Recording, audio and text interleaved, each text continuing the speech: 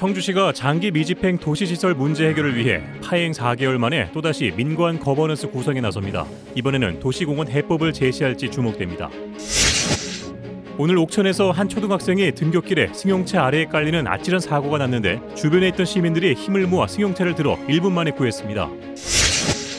폭행과 비하 발언 등 이주 여성들에 대한 각종 차별이 문제가 되고 있는 가운데 지역사회에서 다양한 활동을 하며 사회적 편견을 극복하고 있는 이주 여성들이 있습니다.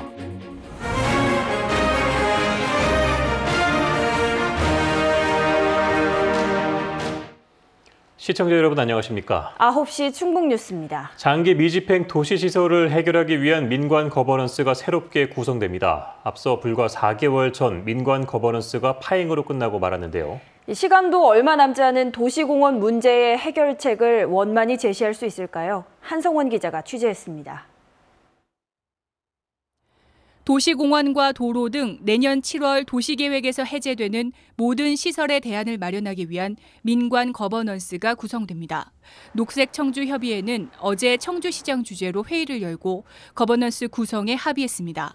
앞서 출범한 민관 거버넌스가 파행으로 끝난 지 불과 4개월 만에 도시공원 문제의 해법으로 거버넌스가 다시 등장한 겁니다.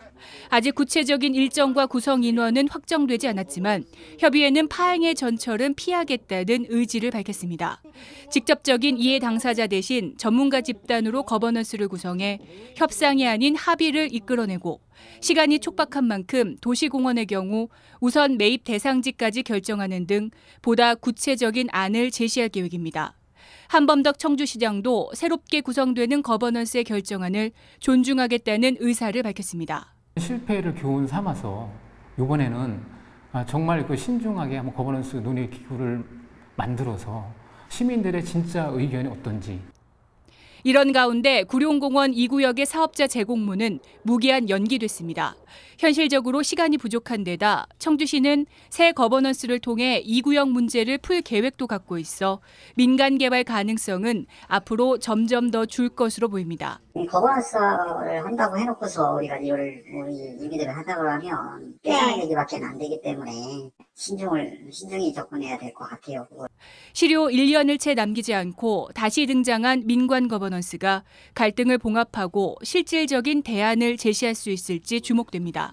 KBS 뉴스 한성원입니다. 한국내셔널트러스트와 2020 도시공원 일몰제 대응 전국 시민행동 등은 오늘 청주시 구룡공원에서 기자회견을 열고 구룡산 민간공원 개발 사업을 전면 중단하라고 촉구했습니다. 이들은 지난 2009년 시민성금 6천만 원을 들여 구룡산 일부 1,000제곱미터를 산 곳까지 청주시가 민간 개발을 하려 한다며 민간 개발이 아닌 방식으로 녹지를 보존해 후손에게 넘겨줘야 한다고 주장했습니다. 오늘 오전 옥천에서 한 초등학생이 등굣길에 승용차 아래에 깔리는 아찔한 사고가 났습니다. 하지만 주변에 있던 시민들이 너나 할 것 없이 힘을 모아 소중한 생명을 구했는데요. 긴박했던 구조 순간 이효진 기자가 전해드립니다. 335 물이 지어 초등학교로 향하는 어린이들.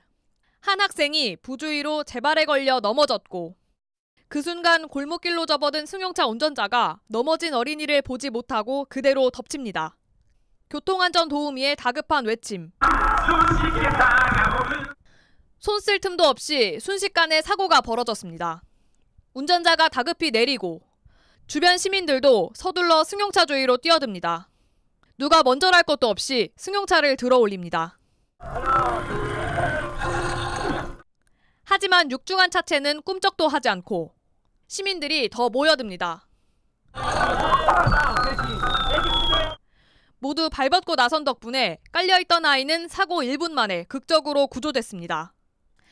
빨리 이거 같이 좀 들어보자고 하니까 이게 움직이더라고요. 위급하니까 힘이 더 나는 것 같아요. 다친 아이를 끌어안아 진정시키고 이내 병원으로 이송시키기까지 시민들은 모두 한마음이었습니다. 아이는 곧바로 인근 병원으로 옮겨졌으며 다행히 생명에 지장은 없는 상태입니다.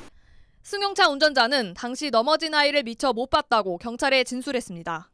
차량 뒷자리에 타고 있던 운전자 아이를 잠시 쳐다보는 사이에 도로를 지나가던 넘어진 애를 미처 발견하지 못하고 아이를 충격하였습니다. 아찔했던 사고 순간. 내일처럼 뛰어든 빛나는 시민의식이 소중한 한 생명을 살렸습니다. KBS 뉴스 이유진입니다. 최근 모 자치단체장이 다문화 자녀 비하 발언으로 물의를 빚은 데 이어 외국인 아내 폭행 사건까지 다문화 가정 관련 불미스러운 일들이 이어졌는데요. 그런데 사회적 편견에 움츠리기보다는 다문화를 알리기 위해 활발한 활동에 나선 이주 여성들도 있습니다. 민수아 기자가 만나봤습니다. 익숙한 멜로디에 새 가사를 붙인 노래를 따라 부르는 아이들. 우리말이 아닌 베트남어 가사입니다. 베트남 문화 수업을 맡은 이지우 씨는 한국 남성과 결혼에 정착한 다문화 가정 여성입니다. 이제 한국에 온 지도 10년째. 두 딸을 키우는 엄마로서 다문화 가정을 바라보는 편견과 차별에 상처받기보다 당당한 문화 전도사로 나섰습니다. 우리 애들한테 자신감도 이제 키워주고 싶고 엄마의 나라에 대해서 좋은 이미지를 알려주고 싶고. 중국에서 건너온 문향옥 씨도 다문화 이해 강사로 맹활약 중입니다. 아이들의 눈높이에 맞춰 중국의 문화를 전하는 수업은 언제나 인기 만점입니다. 놀이랑 옷 입기에 대해 하니까 이해가 더 쉽게 되고 나라에 대해 더 잘 알게 된 것 같아요. 하지만 최근 벌어진 이딴 불미스러운 일들에 마음이 편치만은 않습니다. 그래도 실망보다는 의지를 다져봅니다. 어렸을 때부터 다양한 문화를 접하고 친숙해지면 비뚤어진 시선도 사라질 것이라는 기대도 있습니다. 많이 분노도 하고 약간 많이 속상했는데 서로 이해하고 존중하고 그런 다문화 사회 되기 위해서 제가 할 수 있는 거 그냥 열심히 하고 있어요. 다문화 가정 100만 명 시대. 다문화 가정의 노력에 비해 한국인의 인식은 과거에 머물러 있는 것은 아닌지 되돌아봐야 할 때입니다. KBS 뉴스 민수아입니다. 충청지방통계청이 밝힌 지난 2분기 고용 동향 자료에 따르면 충북의 실업자는 3만 4천 명으로 지난해 같은 기간 대비 1만 명이 증가했습니다. 이에 따른 실업률은 3.7%를 기록해 지난해 같은 분기보다 1.1%포인트 상승했습니다. 연령 계층별로는 15세에서 29세 실업률이 11.3%를 나타내며 2.1%포인트 상승해 청년 실업자 증가가 전체 실업률 상승을 주도한 것으로 분석됐습니다. 충청북도는 민간 주도형 지역 기업 육성 사업 공모에 선정돼 국비 19억 원을 확보했다고 밝혔습니다. 이에 따라 충청북도는 사전 기획 공고를 통해 선정한 네오세미텍과 마루온, SP텍 등 이번 사업에 참여한 업체 11곳에 기업당 2억 원을 지원해 기업 진단과 기업 성장 계획 수립을 도울 계획입니다. 세계 무예 마스터십 두 번째 대회가 3년 만에 다음 달 30일 충주에서 개막합니다.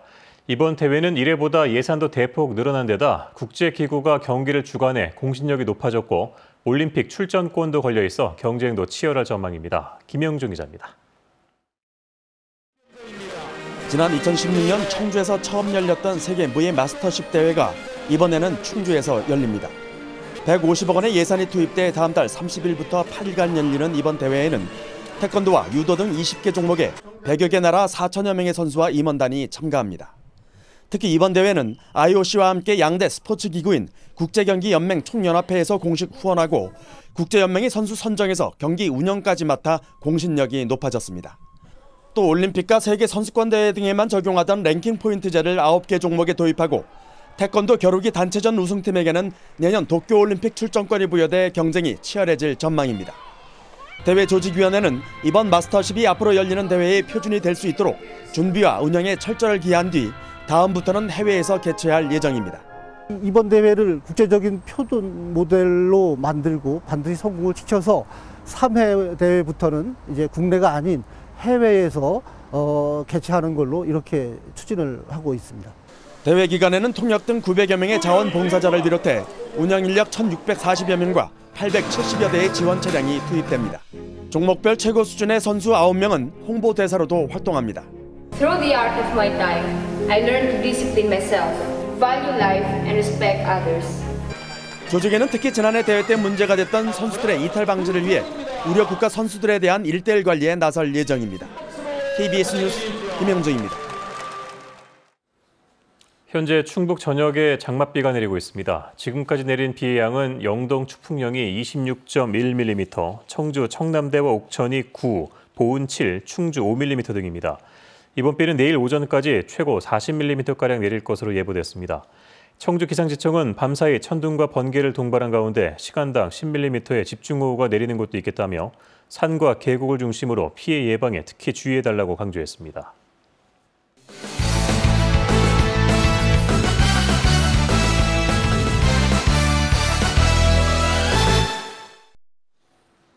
도내 각 시군이 오는 8월까지 동물 등록 자진 신고 기간을 운영합니다. 도내 각 시군은 반려견 유기를 막기 위해 3개월 이상 된 반려견에 대한 신고를 받고 있으며 9월부터 단속을 시작한다고 밝혔습니다. 또 반려견 미신고로 적발될 경우에는 최대 100만 원의 과태료가 부과된다고 설명했습니다. 한국전력과 한국국토정보공사 육군 37사단이 괴산 사리 지역에서 홀로 사는 국가유공자를 위해 사랑의 집짓기 사업을 진행합니다. 이번 사업에는 LX 한국국토정보공사 충북본부가 측량을, 한전은 도배와 장판 등 내부 공사를, 육군 37사단은 주택 옆 폐축사 철거와 마당 콘크리트 작업을 담당하기로 했습니다. 청주시가 올해 상반기 주요 사업 일상 감사를 해 모두 248건에서 33억 원의 예산을 절감했습니다. 주로 절감한 것은 공사와 용역 대금이며 절감 비율은 전체 사업비의 1.39%입니다. 청주시는 절감한 예산을 사회 기반 시설과 주민 편익 시설 설치 등에 쓸 계획입니다. 충북 지역 학교들이 오늘부터 차례대로 여름방학에 들어갑니다. 청주 석성초등학교가 오늘 가장 먼저 방학식을 갖고 48일간의 여름방학에 들어간 것을 시작으로 충북 지역 대부분 초등학교가 오는 19일부터 여름방학을 합니다. 충북 뉴스 마칩니다. 고맙습니다.